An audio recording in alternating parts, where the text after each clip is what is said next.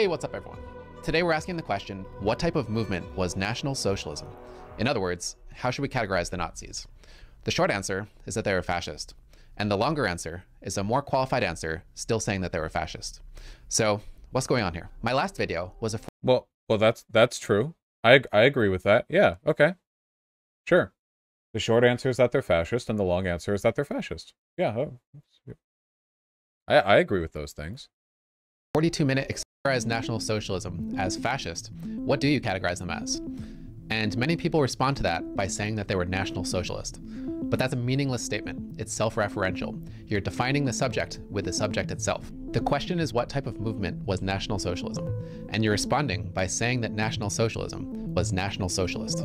This would be like if I asked, what type of country is the Democratic People's Republic of Korea, which is North Korea? And instead of responding that it's a communist country, which is categorizing it in a broad label that we use, instead you respond, the Democratic People's Republic of Korea is a Democratic People's Republic. So that's self-referential and meaningless. We need to be able to make generalizations when we talk about politics. We can't just say that every country and every movement is unique, and that's it. There's no generalization. I think that's a point that pretty much everyone recognizes. So he's a tankie? No, the common understanding of North Korea is that it's a communist dictatorship, right? Like, a lot of people don't really... So, I guess you could argue that North Korea is part of, like, the global communist geopolitical bloc, but it doesn't fit any of the definitions of communism as defined by, you know, in the ways that we typically understand it. But we also tend to circumstantially block generalization on partisan grounds. So for example, if you're offended when I called North Korea communist, are you also offended when people generalize other countries as being capitalist? Maybe, but probably not. Okay, so now we've established that we need... wait, hold on. That wasn't a valid comparison at all. Yeah, okay. I don't know. This probably isn't terrible, right? Hey, what's up everyone? Today we're talking about critical race theory. I think critical race theory is... He's not, but he's a lib. Yeah, but like most people are libs. We can't get that angry over it. It's one of those things that a lot of people have opinions about, but most people don't have a deep understanding of. And I think the reason for that is because explanations of critical race theory tend to be kind of glossy, where people just list the major beliefs and claims of critical race theorists without going into it. Kind of hangs in the minds of white Americans in a subconscious kind of Freudian way, where white Americans are kind of conditioned into a white supremacist mindset without necessarily being consciously aware of it. It's worth mentioning that the word white here isn't necessarily used in the way that we normally think of it, because it doesn't necessarily correlate with your skin color. So they think that since the norms of America are fundamentally white, anyone whose values are reflected in those norms and anyone who benefits from them and becomes successful within the regime of these norms may effectively also be white. Because again, this is an argument that's grounded in integration. And if anyone integrates into the status quo, they might be called by critical race theorists white, regardless of their skin color. Okay, I don't think this guy's like a secret racist. I don't know why people told me to look at this. No conservative could ever engage with the literature around critical race theory at all. Yeah, this is fine. Yeah, I'm sure I disagree with him on some stuff, but like, yeah, no, it's good. I would, even if I have disagreements with people on YouTube, and I'm always going to, because I'm literally an extremist, I would much rather have disagreements with people like this, who actually seem to care about the topic and will do some reading, and seem to want to actually present information truthfully, than people who are so ideologically biased that they're basically just throwing out, like, straight dogma. You know?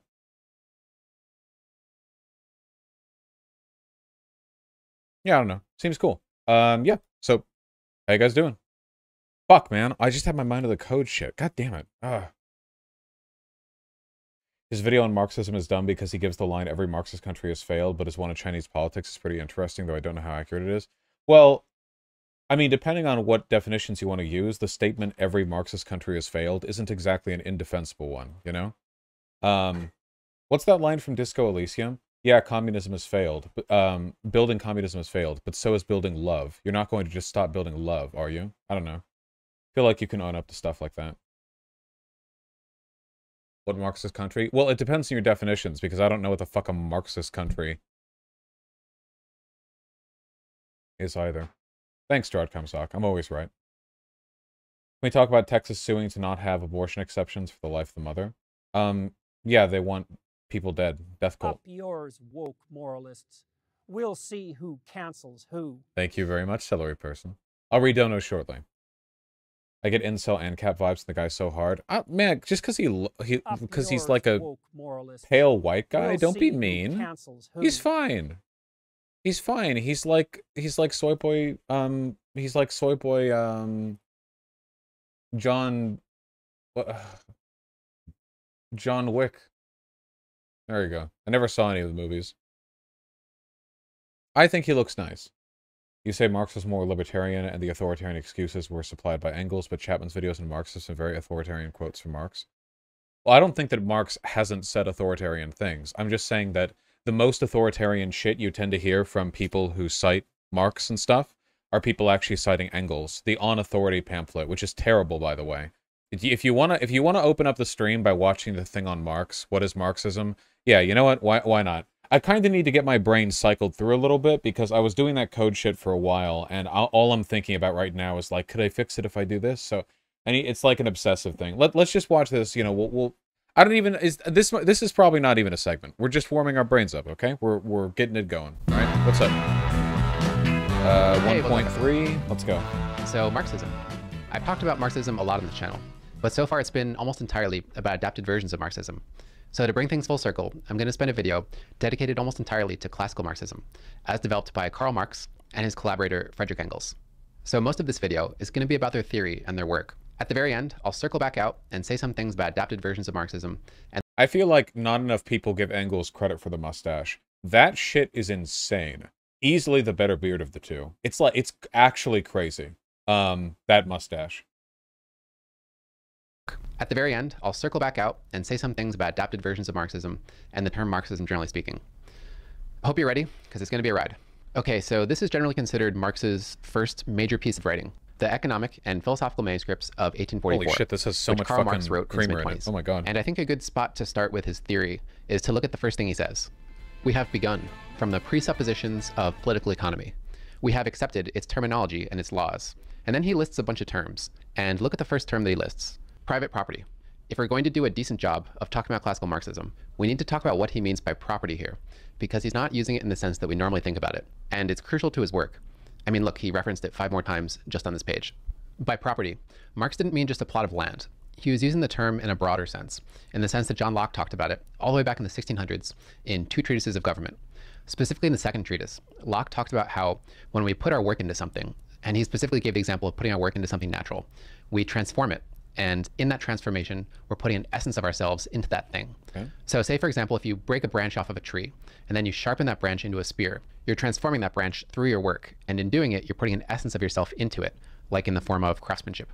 This is Locke talking about that process, but giving the example of acorns and apples. So just the process of gathering acorns and apples here counts as transformative labor. That labor put a distinction between them and common. That added something to them more than nature. So property here means the products of our labor, or you could say the fruits of our labor. And John Locke was arguing that we naturally feel a sense of ownership over that property because we've put work into it and there's an essence of ourselves in it. So he was— John Locke was actually pretty based, by the way. Not that I've read everything he's ever written or whatever, but there's a ton of shit that you can see quoted from him that's actually like giga based, you know? He's one of the forefathers of capitalism, and this guy was out here like dunking on landlords and shit. He was a pretty smart dude, you know? You have to remember that back in the founding, like back when capitalism, like laissez-faire capitalism was first being developed, basically, it was meant to be an extension, an economic extension of the principles of the Enlightenment. The whole like equality, fraternity thing, you know? Oh, wasn't that Adam Smith? Oh god, I'm so stupid. I'm thinking of Adam Smith right now. Okay, sorry. John Locke and Adam Smith are, but oh god, I'm so fucking stupid. I'm literally, this is what I mean. This is what I mean, dude. I'm thinking of fucking Peepo, okay? Adam Smith and John Locke have both written some good shit. It's true. I was, however, just referring to Adam Smith. That is also true. I will, however, still laboriously arrive at the final point that I was getting at, which is still intact, which is that back when laissez-faire capitalism was first being developed, you have to remember that at the time it was considered to be like an egalitarian extension economically of the principles of the Enlightenment. We think of it today as like an extension of hierarchy, because it is, but at that time it was an economic system that was developed from in an advancement of mercantile capitalism, which was pretty cringe, you know? So at the time, there was a period of time where people, even the philosophers of the era, legitimately thought of capitalism as like a liberating, equality ensuring force, and they weren't like totally retarded to think that way. Nowadays, you have to be just completely brain dead because we know enough about the way these systems manifest and the way that like capital accumulates and skews political power.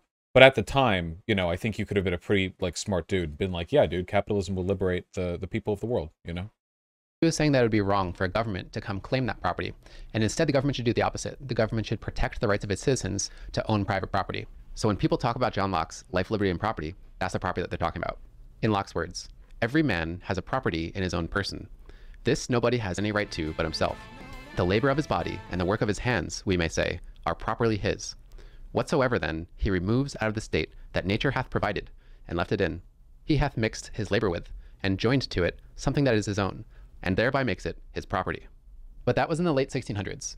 Marx was thinking about these things in the mid-1800s in industrialized Western Europe. Liberalism, representative democracy, and private property ownership were spreading, which meant that capitalism was spreading. And it also meant that monarchy and feudalism were clearly on the way out. So this was a time period that was dominated by classical liberalism, which meant that the governments at the time were especially non-interventionist, at least compared to modern standards. So there wasn't much in the way of, say, workplace regulations. And liberals were looking around, and they were feeling pretty good about the society that they created. They thought that they had brought on this new era of freedom and prosperity. But Marx was looking around, and he was deeply critical. And the nature of his critique was both philosophical and economic. For starters, this industrial capitalist society that Marx was looking at featured the division of labor, which meant that we were moving away from an artisanal approach to work, where one person would work on one thing.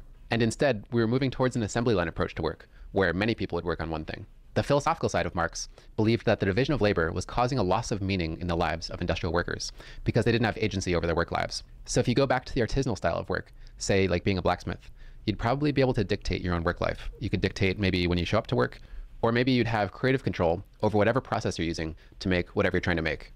And you would also probably have ownership over the products that you're creating.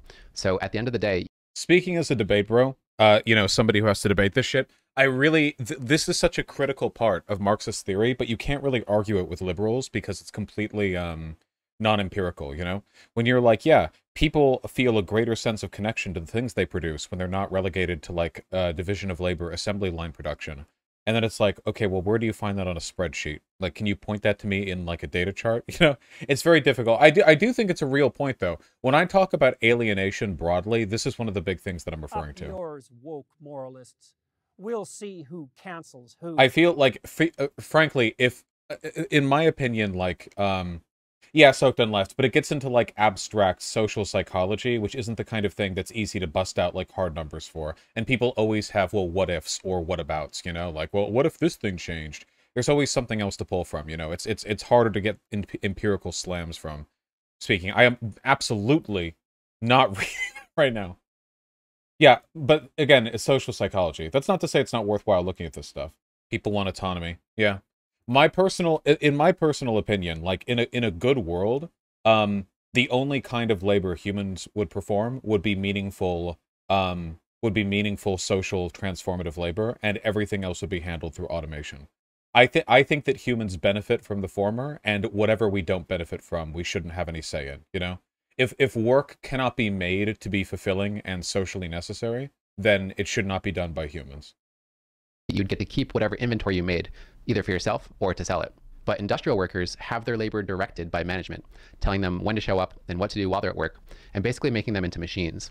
And they also don't get to keep the products of their labor. These industrial workers are working on a part of a product. So they are creating property through their work, but they're not actually getting to keep any of it. So they're not gaining ownership over the products of their labor. So Marx called this type of work alienated labor. Here's Marx describing the alienation of labor. He's not exactly someone that's known for brevity, but I think it's worth reading this passage in its entirety. What constitutes the alienation of labor? First, that the work is external to the worker, that it is not part of his nature, and that consequently, he does not fulfill himself in his work, but denies himself, has a feeling of misery rather than well-being, does not develop freely his mental and physical energies, but is physically exhausted and mentally debased. The worker, therefore, feels himself at home only during his leisure time, whereas at work, he feels homeless. His work is not voluntary, but imposed, forced labor. It is not the satisfaction of a need, but only a means for satisfying other needs. Its alien character is clearly shown by the fact that as soon as there is no physical or other compulsion, it is avoided like the plague. External labor, labor in which man alienates himself, is a labor of self-sacrifice, of mortification. Finally, The external character of work for the worker is shown by the fact that it is not his own work, but work for someone else. That in work, he does not belong to himself, but to another person. So then who's ultimately directing all this? And who's keeping the products of their labor? The business owners, or in Marx's terminology, the bourgeoisie. So Marx thought that the relationship between the people who were accumulating property, the bourgeoisie... Jesus Christ, these guys sure do look the image, don't they? You can actually feel the blood pressure rising just looking at these guys. Oh my God. And the people who were not accumulating property, the industrial workers, or in his terminology, the proletariat, was inherently exploitative and antagonistic, to the point where he thought it was sapping meaning from the lives of To be fair, most people did dress like that. Nope, this top hat right here, this is a guillotine top hat, okay? Listen, you had folks wearing suits, sure, but no motherfucker walking around with those top hats unless they owned at least 50 factories, okay? This is science. And antagonistic, to the point where he thought it was sapping meaning from the lives of the proletariat. And he thought this relationship hinged on the concept of private property. The bourgeoisie being allowed to accumulate all this private property gives them power over these propertyless workers. And you can reliably call them propertyless, because if they did have property, beyond just their personal possessions, they wouldn't want to be industrial workers. Marx believed that this was a necessary dynamic in a society that allows individuals to own private property, and also features the division of labor. A few people end up owning a lot of property, and many go propertyless. So then what did the proletariat get out of this? And Marx's answer was wages. But then how much are they paid? And Marx's answer was as little as possible. So another critical thing to point out here, okay? The accumulation and the centralization of capital is a really big part of Marx's writings. The fact that in any free market system, more and more power and wealth is going to be accumulated in the hands of a smaller and smaller number of people, which is proven to be empirically true. We live in a time of basically unprecedented income inequality, where single men can be in charge of companies that basically control like a significant portion of a world economy. You know, this is new, and the Marx also argues that one of the reasons the nation state exists as a concept is because through legal abstraction, a bourgeois business owner is capable of controlling more property than any king could have in ancient times. There's a diminishing return to how much property you can own directly through the king's men as a monarch or as a feudal lord or as a warlord or as an emperor, in large part because there are modes of instability associated with these kinds of governance. It's not possible to control all the world. Nobody's ever done it, you know? But if you create a nation state which regulates the functions of society and then pour a significant amount of the money that goes into that nation state into police and legal systems, which are designed to ensure that a factory, which at no point in time has ever been entered by a man with a top hat, is nonetheless owned entirely by that man with the top hat, you can, through legal abstraction, ensure singular control over vast swaths of territory and property in ways that would simply not have been possible before. You rope the system of control from the bourgeois into the fabric of the nation-state upon which people become dependent in order to survive. None of this was the case before. This is unique in modern times.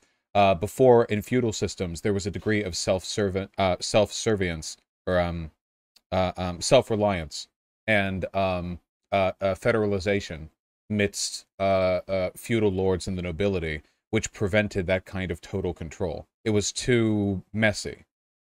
But now, does this apply to small business owners? Petite bourgeois are still bourgeois, but that's why you must understand that bourgeois does not mean wealthy. There are technically members of the bourgeois who are actually doing quite poorly right now. Probably a good many of them. Usually members of the petite bourgeois. Bourgeois refers only to a class relationship. Your proximity to the means of production, not directly to your wealth or power. These are overlapping concepts, of course. So the business owners wouldn't hire the proletariat if they couldn't make a profit. So these industrial workers are creating value through their work, but they're only being paid a certain amount. So there's this extra value that they're creating that they're not being paid for. And Marx called that surplus value. And he believed that the extraction... Are petite bourgeois good? Marx was never simplistic enough to simply describe any of these groups as good or bad. It's only a matter of their property relations. Petite bourgeois are just smaller iterants of an unequal class dynamic, and therefore their presence is a symptom of a bad economic system. Whether or not any individual member of the petite bourgeois is good or bad has more to do with them than it does class dynamics. of surplus value, the extraction of value that these workers are creating with their hands but aren't actually being paid, he believed was theft. Sorry, one more. The person I work for owns the business but works inside of it regularly. Would they still be considered bourgeois? Yes, but they're also a worker. These are not exclusionary modes of relation. A person who owns a business can still work at that business, and in doing so produce meaningful labor. They still, however, derive power and wealth from the fact they are an owner of that business. So when people say the bourgeois do not work for their pay, what they're talking about is that the bourgeois, by definition, do not work to earn the money that they receive as a product of their ownership. But there are members of the bourgeois who do work, managerial work, usually, which is still labor, and that is worth keeping in mind. Most members of the bourgeois, if you count the petite bourgeois, certainly, also do work. And exploitation. On top of the workers not being paid enough, at least in Marx's mind, working conditions for these industrial workers also tended to be pretty rough. Because again, this is a time period where the government didn't intervene very much in the workplace. So there wasn't much in the way of governmental regulations, which meant that you could have children working long hours for low pay in dangerous conditions, something that Marx was aware of. Solution to that? And revolution, of course. Marx and Engels also believed that the proletariat couldn't just vote to better their circumstances. Voting at the time tended to have class-based restrictions to it, because classical liberals believed that in order to vote, you should have an education. And this was before widespread public education, meaning that education at the time was a privilege. So Marx and Engels believed that the proletariat were politically powerless, and that the bourgeoisie could basically shape society however they wanted.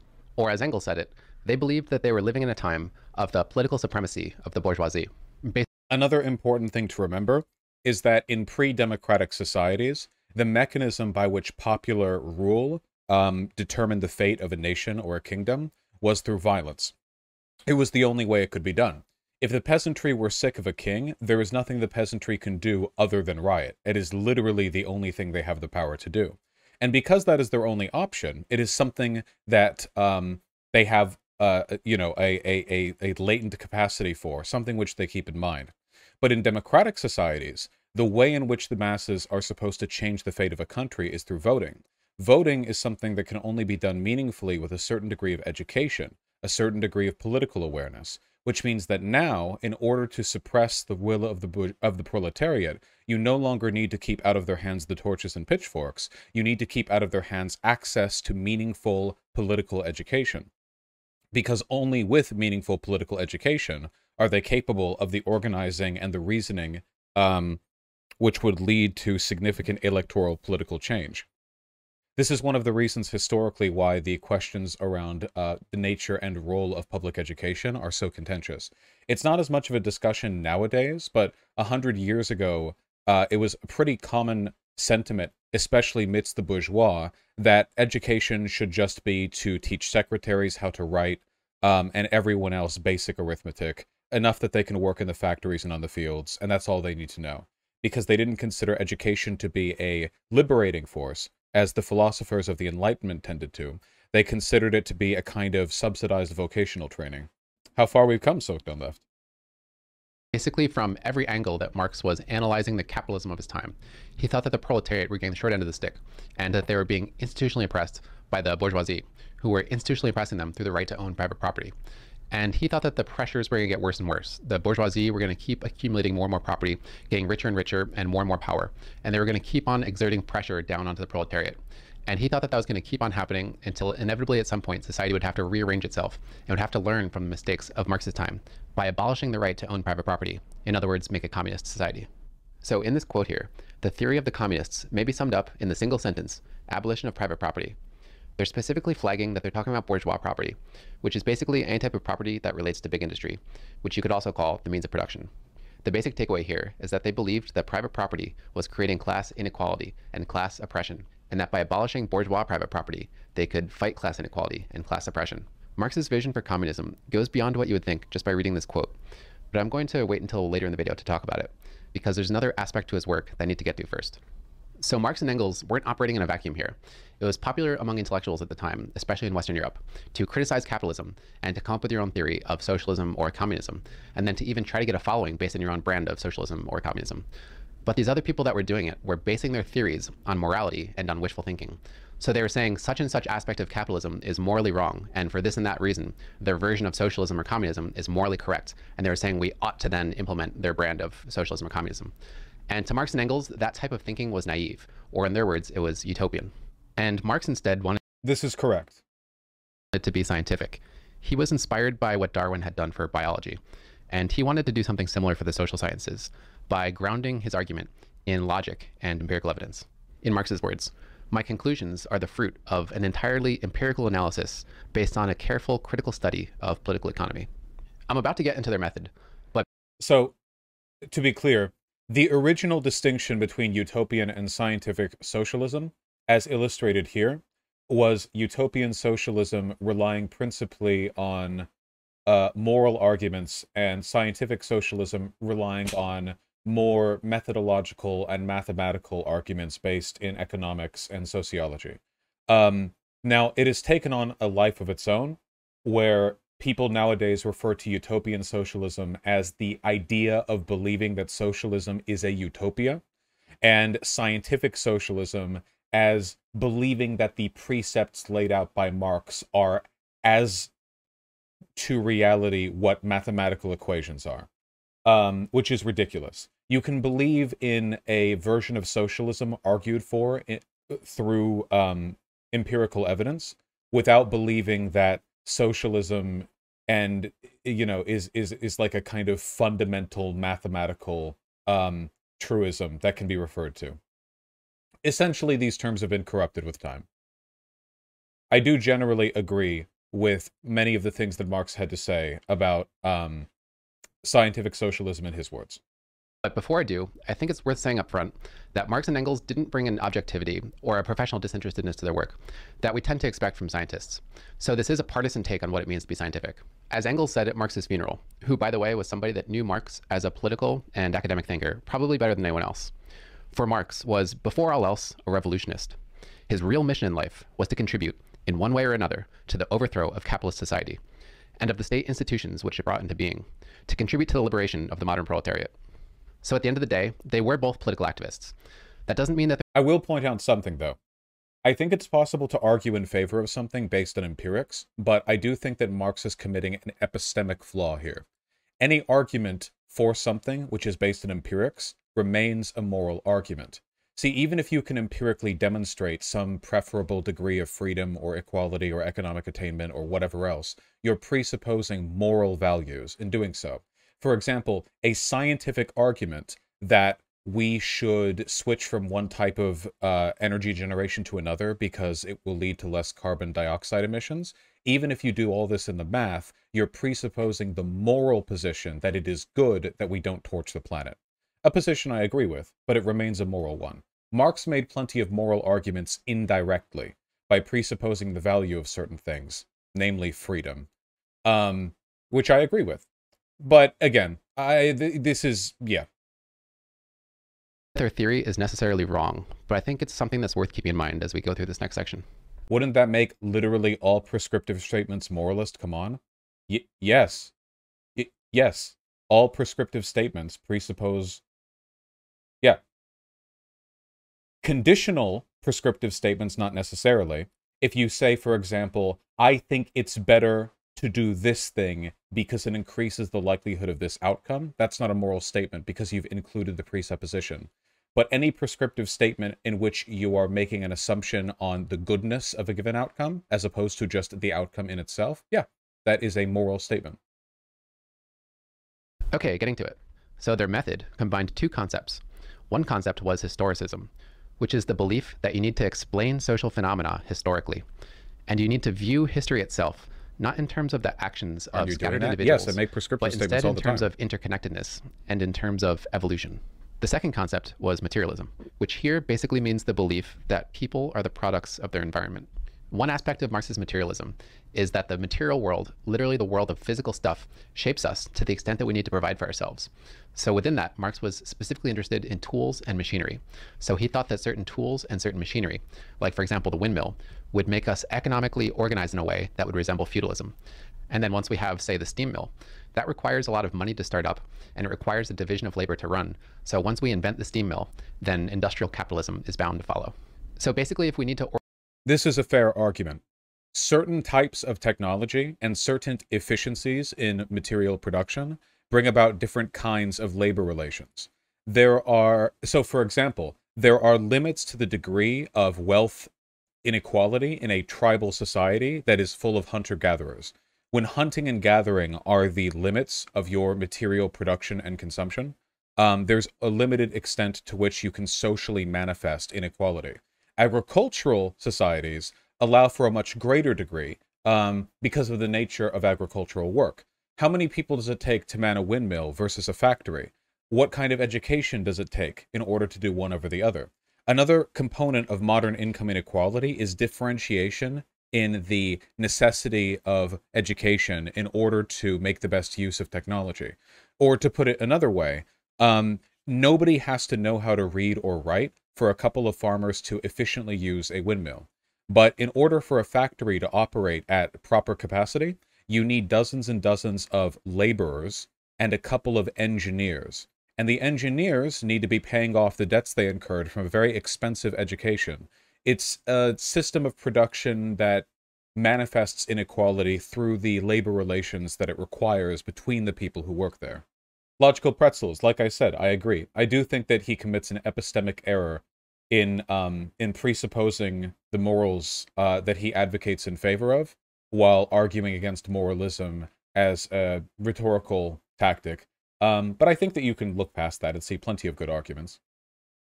Are shareholders considered bourgeois? Yes, by definition. They literally own a portion of the means of production, either directly through profits or through controlling, vote in how it's run. Yeah. You need incredibly precise measurements to make windmill function properly and not fall down. From the engineer, but windmills didn't have engineers on site every day on the farms that they operated on. That would have been expensive. But to get at your point more directly, engineers back in pre-modern times were incredibly sought after. Good ones. I mean, the ones who could build reliable infrastructure, not just like farmers and peasants making mud brick houses, were incredibly sought after. Organized in a certain way that makes us a capitalist society, because the conditions around us dictate that capitalism makes the most sense, then we'll do it. So that takes priority, and then the rest of society follows from that. So in Marxist terminology, the economic way that we organize is the basis of society, which some people call the base. And then the rest of society, like our politics and our culture, grows as a product out of that, which in Marxist terminology is called the superstructure. But Marx didn't think that human society... Or even engineers building crossbows and trebuchets and shit. You guys want to know a particularly amusing anecdote? For most of human history, a significant portion of the trained engineers of the world were the products of military academies. This goes all the way back to Rome and earlier. See, when it comes to building houses for the peasantry, you build mud brick shithouses, and nobody cares. When it comes to building trebuchets and catapults, people fucking care, and people who do bad jobs get executed. So usually, the most trained engineers were war engineers, who would conscript with the military, or be conscripted if they had talent sometimes. Sometimes they would just get like drafted forcibly. Or they would sign up if they wanted the vocational skills, and they would apprentice other war engineers. And after a tour of duty or the end of the conflict, they would do civilian work. This was the case, I'm pretty sure, more or less up until the mid-19th century, meaning that up through America's founding and the Civil War, most of the well-trained engineers wandering the states would have been people who did work in the Army's Engineer Corps. I just think that's interesting. Yeah, the Army Corps of Engineers, which is, by the way, still an incredibly influential organization. The Army Corps of Engineers to this day maintains a ton of civic information that's publicly available because it's the Army, it's not a company, they don't have a profit motive, so they make it public. And it's used by engineers everywhere. The Army Corps of Engineers... How many people... Wait, hold on. How many people, actually? Army Corps of Engineers... Membership's not the right word, but hopefully it... Size? Can we get... approximately 37,000 dedicated civilians and soldiers. They're all over the world, too. It's not just in the United States. Mostly in the United States. Anyway, just interesting. The demands of warfare have often brought the most talented engineers to bear. Oh no, the Army Corps of Engineers is necessary to a ton of, like, very vital infrastructural stuff. Don't they, don't you have to get permission from the Army Corps of Engineers for the production of bridges in most of mainland America? If there's a bridge that needs to be built over a length of water that's greater than a given size, they have, like, a whole set of requirements and restrictions you have to defer to, and people they send out there to make sure everything's fine and so on. Was completely shaped by physical stuff. So there is room in his model for human behavior and for human ideas to shape society. But again, he conceived of this influence as environmental. And more specifically, he thought that people influenced society through conflict. So he thought that we should study the ways that people are coming into conflict with each other. And through that study, we can learn how they're influencing society. Since Marx believed that economic structures form the basis of society, he thought that we should study class conflict, and that class conflict was the predominant influence on society. But Marx thought that these conflicts were never fair. He thought that one side always had an institutional advantage over the other. As Marx put it, the ideas of the ruling class are, in every epoch, the ruling ideas, which he said was because the ruling class has control over the means of material production, which also gives it control over the means of mental production. And he continued to say that the class that does not have control over the means of mental production are subject to those ruling ideas. This is using a method called dialectics, which means trying to understand something by identifying what you think it's in conflict with, and then simplifying that conflict down to a binary. So it's one side versus another side. And then from there,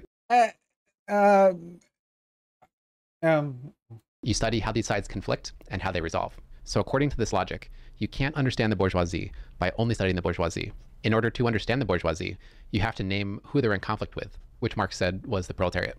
So according to dialectics, you should understand the bourgeoisie. It's not necessarily about the reduction of a conflict to a binary, than it is the understanding of forces and events and people and institutions through conflicts between it and others based on a differing class interests.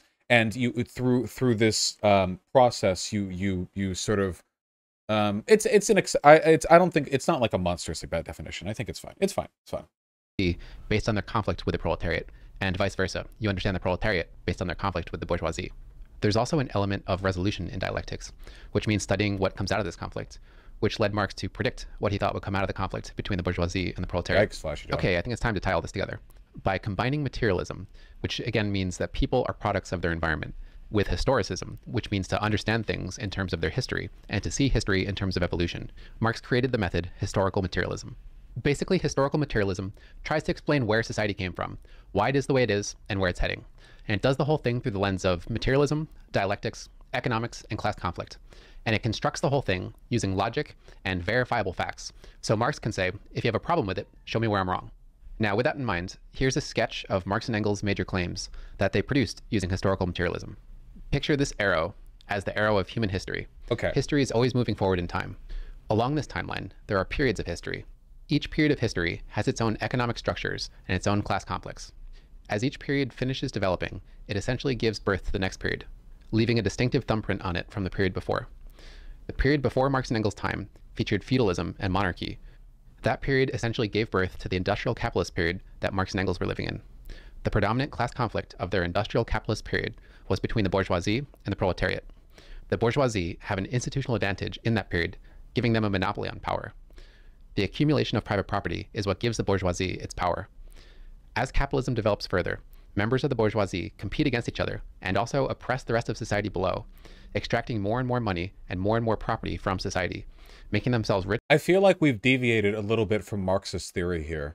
What he's describing right here, like stuff like this, is this isn't like Marxist in nature, really. This is just a kind of a basic framing of historical progression simplified for the purpose of the graph. It's not really like the like a Marxist take. Additionally, you know, Marx would not have referred to a middle class. I don't know why there's a middle class between bourgeois and proletariat. They would just be proletariat. Yeah. Compete against each other and also oppress the rest of society below, extracting more and more money and more property from society, making themselves richer and richer as wealth concentrates into the hands of fewer and fewer people, proportionately driving the rest of the population further towards poverty and propertylessness. As this goes on, the middle class disappears, and the majority of the population becomes the proletariat. At some point, the oppression becomes... No. The bourgeois and the proletariat, the terms refer to their relationship to the means of production. The middle class doesn't refer to a relationship to the means of production. You can say that the proletariat become more disadvantaged over time, or that the extent of the oppression is exacerbated, or as Marx would have put it, the accumulation of capital would have further centralized, thus leading to a greater disparity between the bourgeois and the proletariat. There are other classes besides bourgeois and proletariat, but they're usually subclasses. So like Petite Bourgeoisie, which we brought up earlier, or labor aristocracy, which are people who work for a living, but have a social, economic, and educational status that distinguishes them from an average member of the proletariat, like a doctor or a lawyer.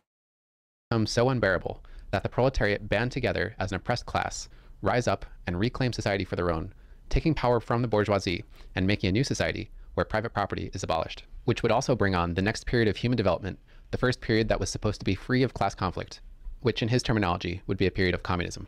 Here's a famous passage from Capital where Marx makes his claim about the self-destruction of capitalism. Along with the constantly diminishing number of the magnates of capital, which means wealth concentrated in the hands into fewer and fewer bourgeoisie, who usurp and monopolize all advantages of this process of transformation, grows the mass of misery, oppression, slavery, degradation, exploitation. But with this too grows the revolt of the working class, a class always increasing in numbers and disciplined, united, organized by the very mechanism of the process of capitalist production itself. The monopoly of capital becomes a fetter upon the mode of production, which has sprung up and flourished along with and under it. Centralization of the means of production and socialization of labor at last reach a point where they become incompatible with their capitalist integument, which basically means shell. Docs and lawyers are a subgroup of the proletariat. Seems like a stretch. No, remember, proletariat doesn't mean poor. Proletariat just means that you work for your pay. That your labor is what brings about your resource attainment. Which lawyers do, of course, and doctors as well, unless they own a firm or a hospital, in which case that would make them bourgeois. But yeah. This integument is burst asunder. The knell of capitalist private property sounds. The expropriators are expropriated. So Marx literally positions himself as a fortune teller here. He says, based on the developmental trends of capitalism, I can see its self-destruction coming. I can see the increasing exploitation and greed of the bourgeoisie and the increasing poverty and misery of everyone else.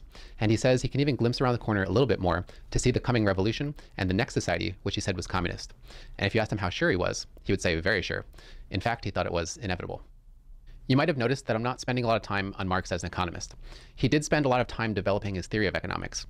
But modern economists tend to think that he made too many mistakes for his work to really be that directly relevant on modern economics. So I don't think it's worth spending that much time on. But if you're interested in it, you're welcome to seek out explanations of it elsewhere.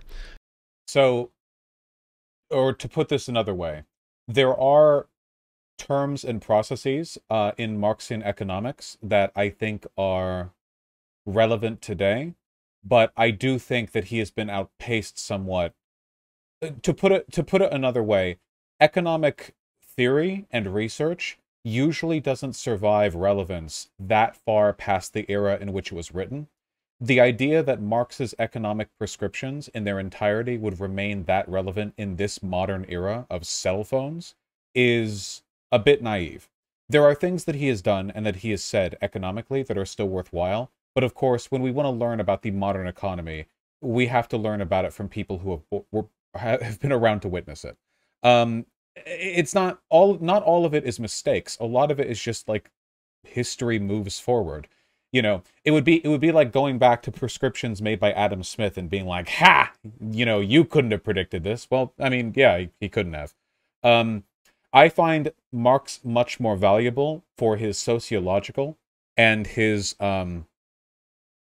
philosophical prescriptions, though I don't, you know, to the extent I think that you can separate them. For instance, a lot of the philosophical and sociological stuff that he said, like the idea, the alienation, remains perfectly relevant to the modern world.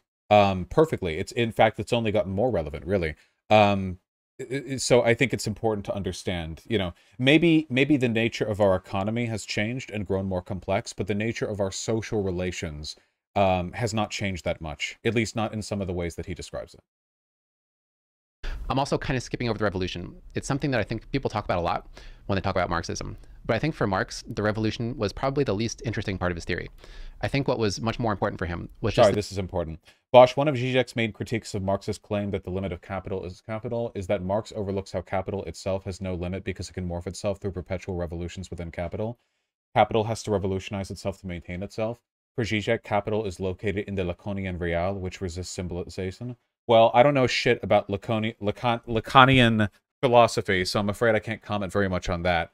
But if you're referring to the tendency for capitalism to absorb critique into itself and regenerate based on those critiques without changing the meaningful nature of its exploitation, then I agree completely. Didn't they say that in Disco Elysium? This lady is so based. Real leftist theory. Oh wait, this isn't it. It was real.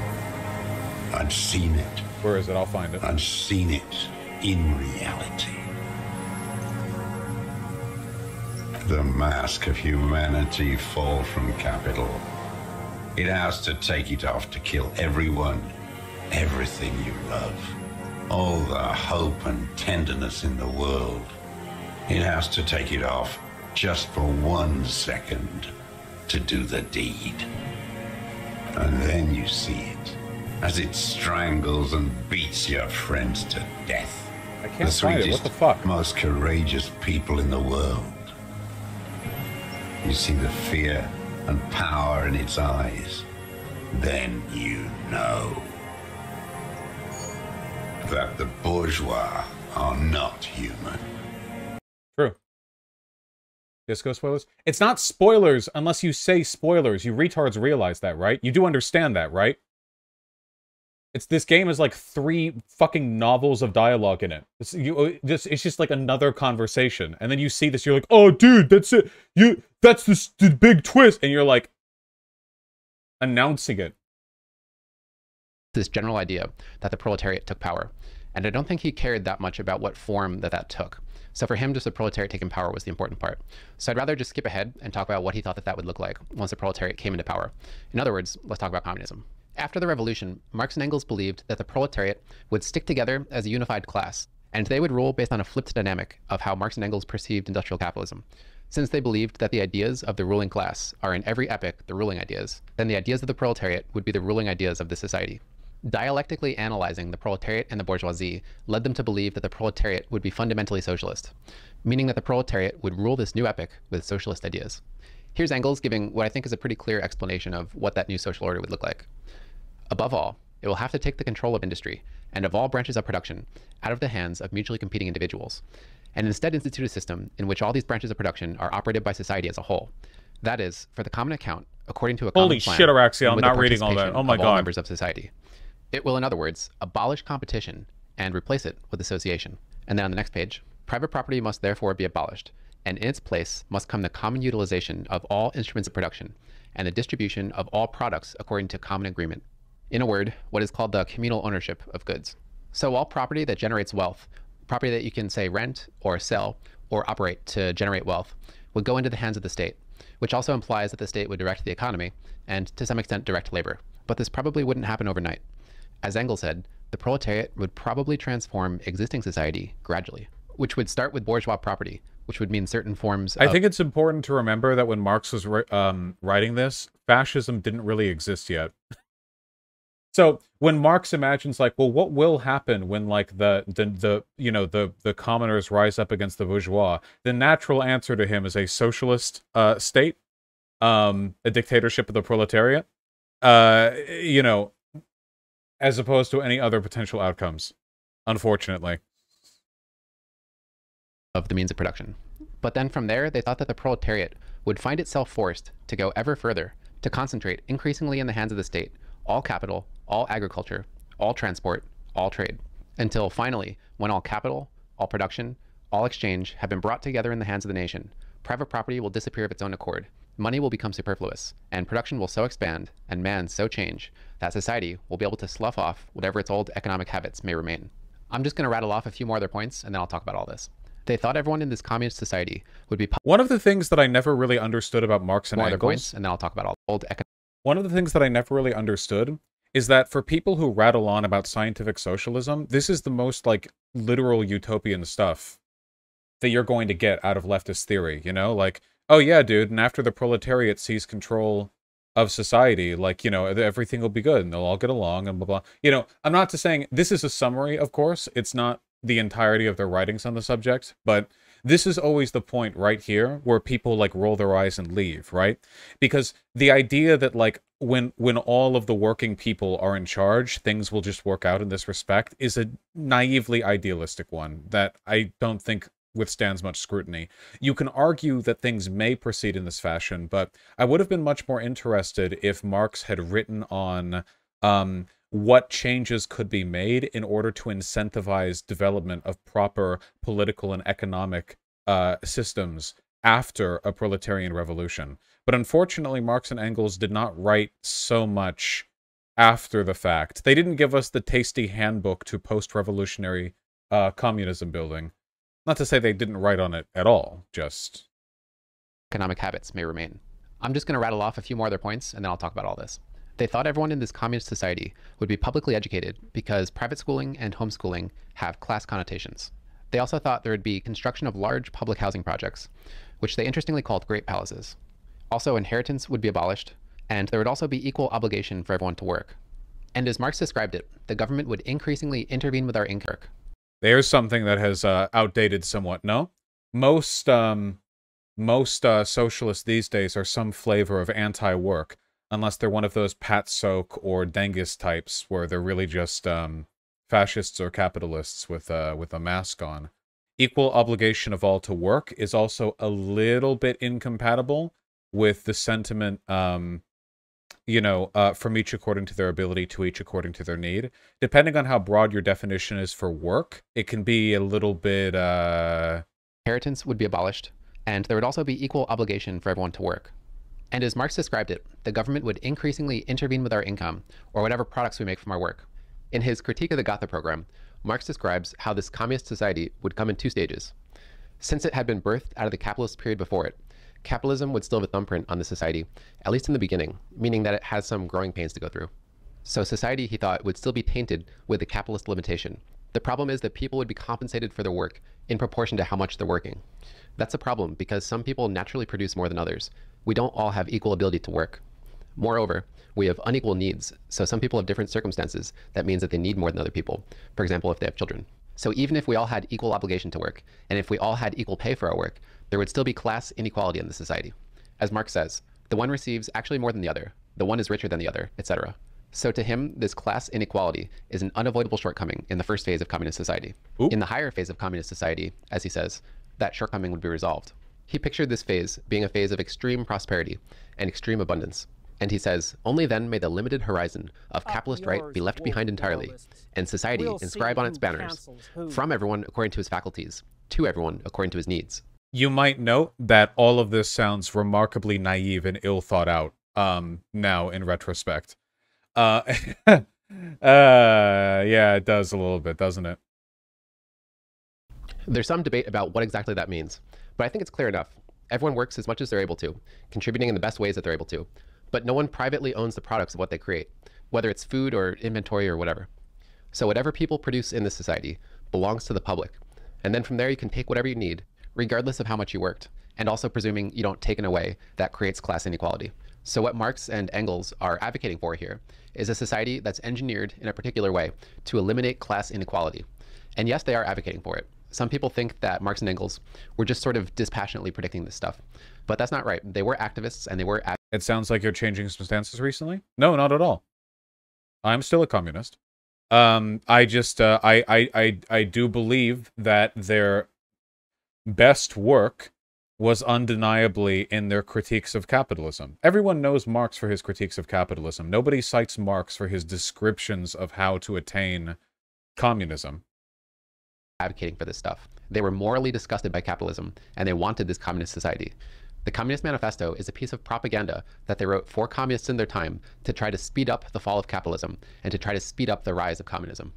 And the society that they advocated for was designed in a particular way to constrain freedom in any way that they believed was creating class oppression. Marx and Engels believed that any society that featured class conflict, meaning any society with class inequality, necessarily featured class oppression. And therefore, in order to get rid of class oppression, A new society would have to be made that's engineered in a way to have no class inequality.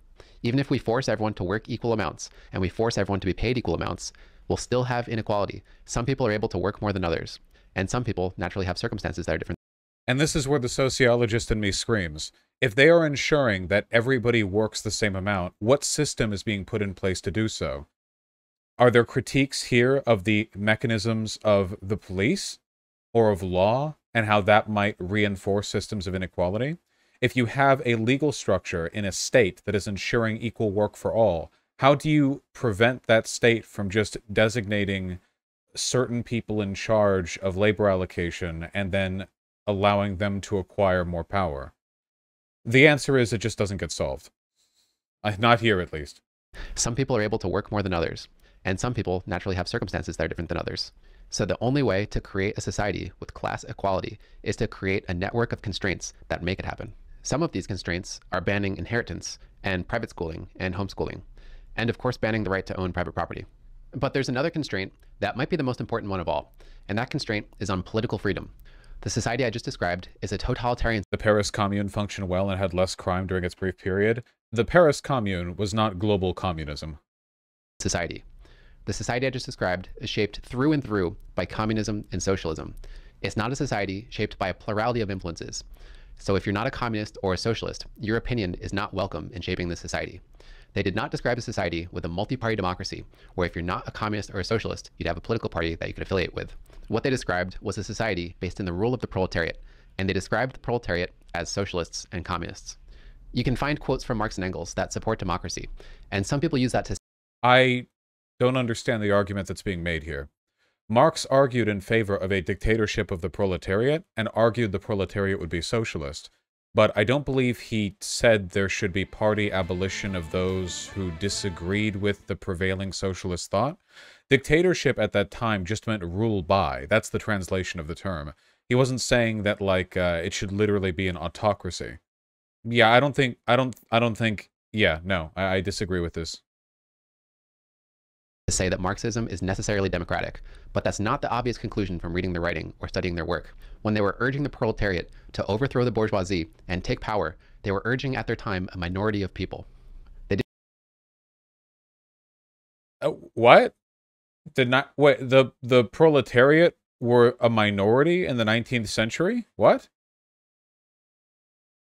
Does he think the majority were bourgeois? Perhaps he thinks the majority were middle class.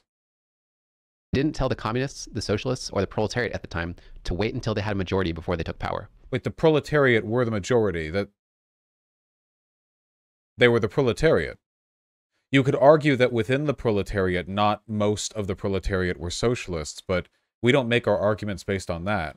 We don't say, for example, like, yeah, you know, back in like 1860 America or whatever, yeah, you know, we should free the slaves. And then it's like, ah, well, that's authoritarianism, actually, because most people don't agree with abolitionism. Like, well, no, you don't, it is not authoritarian to argue in favor of the unpopular idea of liberation of the oppressed.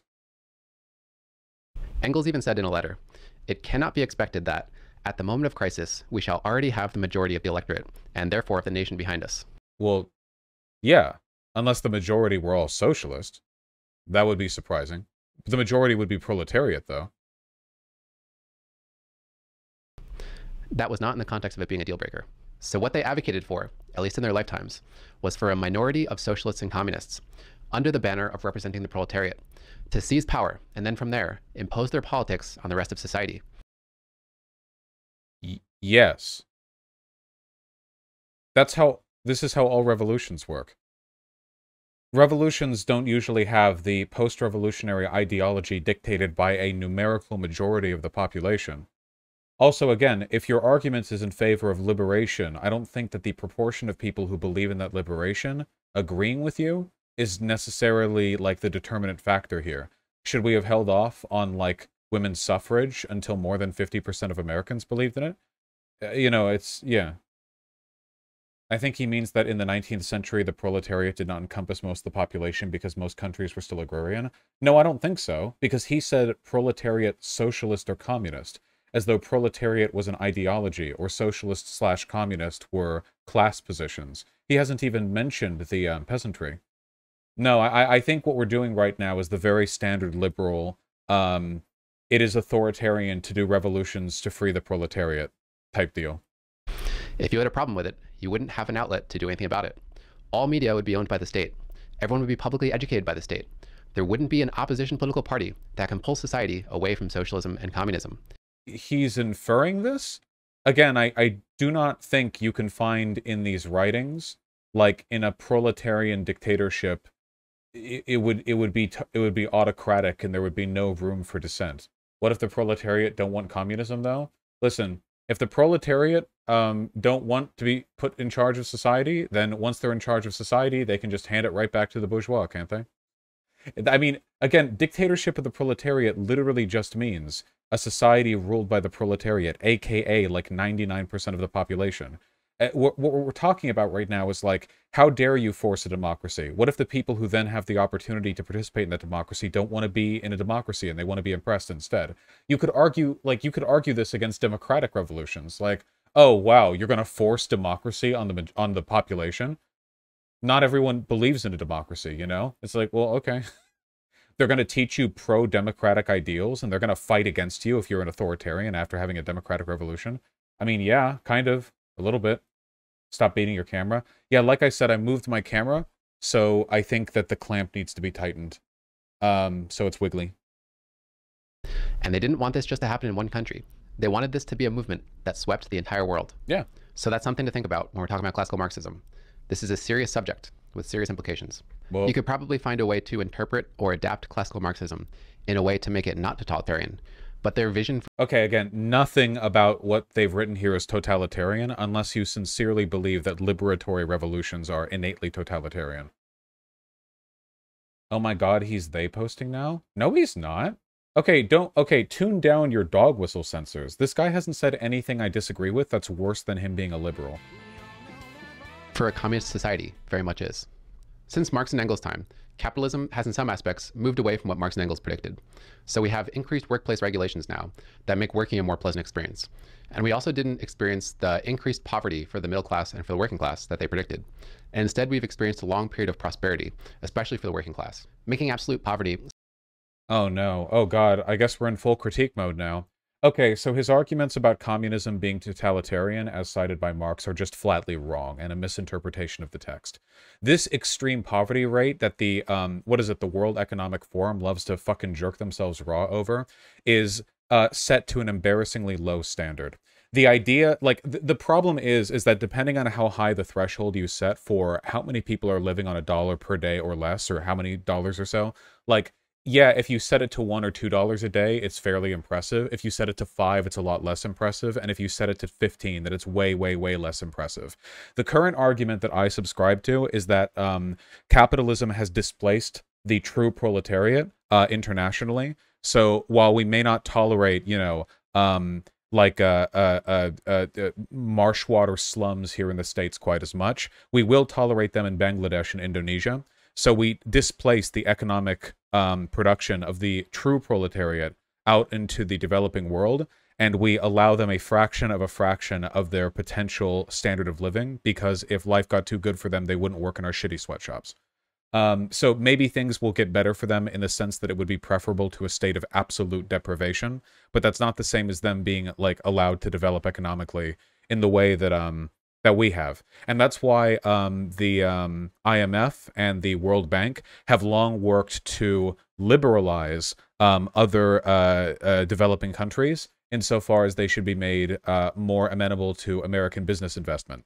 The idea being that these countries may, in an absolute sense, make more money if American businesses see fit to invest there. But if you take a look at the history of countries and their development over the past 100 years or so, it's usually countries who are willing to adopt an internal and competitive industry using protectionist policies to break free of the trends of sweatshop labor. They find some niche. They find some value in economic development outside of being the bitches of American corporations. We're still using slave labor abroad, you know. It wasn't that long ago that the Supreme Court ruled that slaves who were owned by our corporations effectively should not be allowed to sue our corporations in court. Or it was just argued for, I think. And we have our own slaves in prisons, of course. Though I do think it's a critical distinction, slave labor used in prisons and slave labor used in, like, East Africa. There's definitely a, it's bad out there, folks. Anyway, all of this is a product of capitalist labor relations and the displacement of the proletariat. Maybe things get better in our country, but have they gotten better worldwide? In an absolute sense, yes. Oh god, wow, that really is wiggly. In an absolute sense, yes, it has. But relative to what it might have been, perhaps not. So, there we go. Something that's becoming a thing of the past. So most modern Marxists have probably abandoned class as a subject. If you want to see a catalyst... What? Wait, whoa. Most modern Marxists have abandoned class as a subject? You can't, how can you can't even be a Marxist if you what? I don't even know what that means. I don't think there's a way to be a Marxist while abandoning class as a framework of analysis. I don't even know if that's a thing. For that, you can look at a letter by an influential Marxist named C. Wright Mills, who wrote in 1960 that he's not sure why Marxists are still clinging to the working class as an agent for the revolution. And instead, he suggested that Marxists focus on the cultural apparatus and on intellectuals to build the revolution, which was a... That's not abandoning class as a frame of analysis. That's only indicating that one's class relations might not necessarily be a deterministic force in what political causes one will support. And that's true. I'm fine with that, yeah. Members of the proletariat can be aggressive advocates for capitalism in ways that did not used to be the case. The message that was picked up by American college students in the 1960s called the New Left, who felt that C. Wright Mills was speaking to them directly, which was a movement that went on to adapt Marx in all kinds of different directions, including identity politics. But I've already made a video about them, so... Identity... Okay. Literally doing the postmodern... Guys, you need to pick and choose your criticisms. What he's saying right now isn't incorrect. 150 years ago or whatever, back when Marx was doing his writing, it could be reasonably assumed that most members of the proletariat had at least sympathies towards proletarian liberation.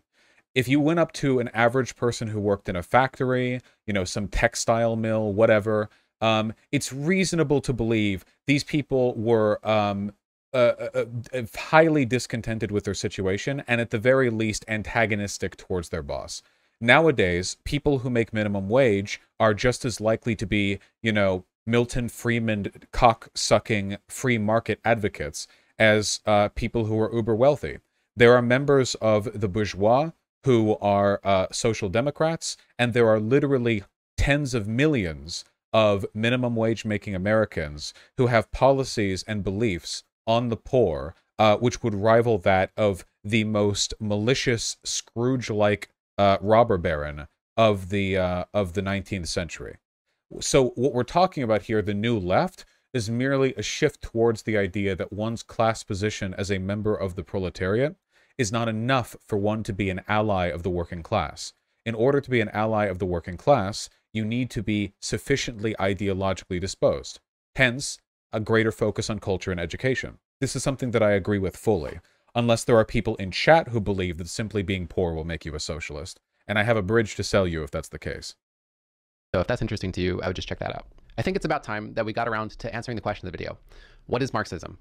Well, Marx is the guy. Marxists are people who are inspired by him. And Marxism is what comes out of both Marx and Marxists. So Marxism refers to both the beliefs and the behavior of Marx and Marxists. This is a sensitive point for a lot of people. And I think a good way to go about this is to move away from Marxism for a second and give another example. Think of Christianity. Christ was the guy. Oh, Christians are the people who are inspired by him. And Christianity is a subject that comes out of both Christ and Christians. So whatever Christians get up to, even after the death of Christ, adds to the subject of Christianity. This is how we... Not technically incorrect, but an interesting parallel, if I ever heard one. Treat any school of thought that's tied in with someone's name. People are allowed to interpret it differently and adapt it differently according to their times. There's not an asterisk next to Christianity that says that Christians have to be held to strict fundamentalist standards. Just like there's not an asterisk next to Marxism saying that Marxists need to be held to strict fundamentalist standards. So both Marxists and Christians don't literally have to be in 100% alignment with what Marx or Christ advocated. They're allowed to adapt it to their times. And this is specifically not giving them special treatment. This is how we treat any school of thought. If you want to see another example of that that's not religious, look at Hegel. Hegel's the guy. Hegelians are inspired by Hegel, and Hegelianism is the subject that comes out of both Hegel and Hegelians. Marx was a Hegelian. Marx adapted Hegel and still counts as a Hegelian. You can include Marxism in the history of Hegelianism, even though they adapted it. This is how we treat any school of thought, even if it's named after a person. You're allowed to adapt it, and it still counts, as long as what you're doing is in some way coherent. This is a weird level of insistence. If you want to add modifiers onto what you're saying, you can. So if, for example, you want to specifically say that you're referring to Marxism-Leninism, you'd be correct, and you'd even be adding precision to what you're saying. And if every single time you want to refer to Marxism-Leninism, you add that modifier, and you say Marxism-Leninism, you'd be correct every single time. But if someone also referred to Marxism-Leninism as just Marxism, they would also be correct. They're just being more general. So when I'm defining Marxism, I tend to say the things that I think generally holds Marxists together, which is this dialectical reading of society, where they see two groups in conflict, and it's down to a binary of oppressed and oppressors. And the nature of the oppression is systemic. And the only way to overcome it is to get power and to change the status quo. So that's how I define it, but you can define it however you want. The important part is that we're referring to the same thing. We're referring to Marxism as the subject of both Marx and Marxists. And on that note, this feels like a good spot to wrap things up. So I hope this was helpful, bringing some clarity to the subject of Marxism for you. So thanks for listening. Okay. The first, like, 4/5 of this video, I felt like were not perfect, but still pretty decent reading. I have no idea what happened at the end there. I'm very confused by what happened at the end. He made a mistake. Marx did not say the working class will become poor if capital grows. He said it will actually grow, but at the cost of their social position, meaning the minority at the top will control greater wealth, and thus global inequality will increase. Yeah. Hugh and James Lindsay have been insanely helpful in my goal to understand more theory. God. Yikes.